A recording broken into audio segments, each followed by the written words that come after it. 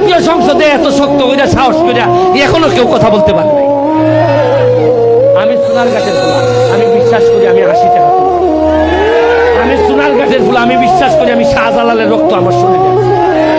আমি বিশ্বাস করি নাসিরউদ্দিন সিপাহসালার রক্ত আমার মধ্যে আছে।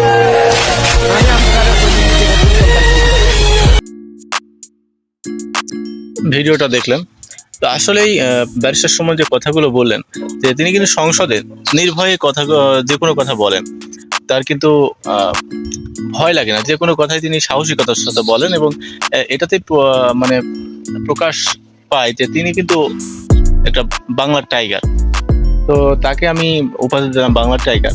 তো তিনি রয়্যাল বেঙ্গল টাইগার যেমন থাবা দেয়, তিনিও কিন্তু বাংলাদেশের যেসব রাজনীতিবিদ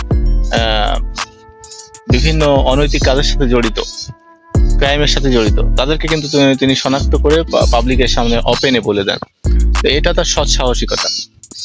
তো ব্যারিস্টার সুমনকে আমি ধন্যবাদ জানাই যে এমন একজন উদীয়মান রাজনীতিবিদ সিলেটের হবিগঞ্জের হাল ধরেছে। যাই হোক, আমাদের 64টি জেলায় কিন্তু এরকম নীতিবান এবং এরকম সাহসী মানুষ দরকার। তাহলে কিন্তু বাংলাদেশের যারা দুর্নীতিগ্রস্ত মানুষ, যারা দুর্নীতিগ্রস্ত নেতা, তারা কিন্তু পথে চলে আসতো, লাইনে চলে আসতো এবং বাংলাদেশ থেকে কিন্তু দুর্নীতি চলে যেত এবং বাংলাদেশটা আরো উন্নত হতে পারতো এবং বাংলাদেশের মানুষগুলো আরো তাদের জীবনযাত্রা, লাইফস্টাইল উন্নত হতে পারতো।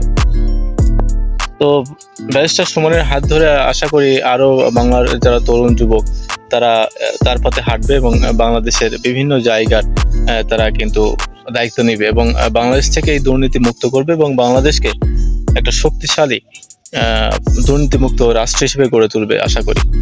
তো নতুন যারা প্রজন্ম আছে তোমাদেরকে আশীর্বাদ জানাই,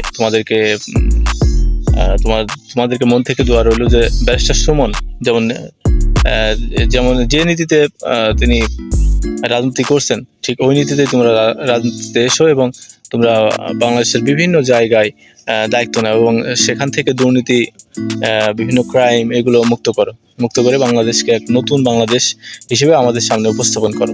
যে বাংলাদেশের সংবিধানে লেখা থাকবে দুর্নীতি মুক্ত, তেমন একটা দেশ তোমরা উপহার দাও এবং বাংলাদেশ থেকে দুর্নীতি মুক্ত করে বাংলাদেশকে এক স্বনির্ভর একটি দেশে রূপান্তরিত করে এবং বাংলাদেশকে সারা বিশ্বের দরবারে পরিচিত করে দাও যে এখানে 100% দুর্নীতি মুক্ত। তো এরকমটাই আমরা দেখতে চাই এবং দেশের মানুষকে একটু সচেতন হওয়ার অনুরোধ করছি।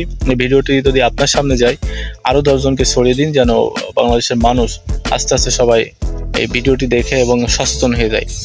ব্যারিস্টার সুমনের মতো সবাই আসুন গর্জে উঠি, তাহলে কিন্তু দুর্নীতিকে রোখা যাবে, দুর্নীতিমুক্ত আমরা বাংলাদেশ করতে পারবো এবং আমরা একটা সোনার মানুষে পরিণত হব।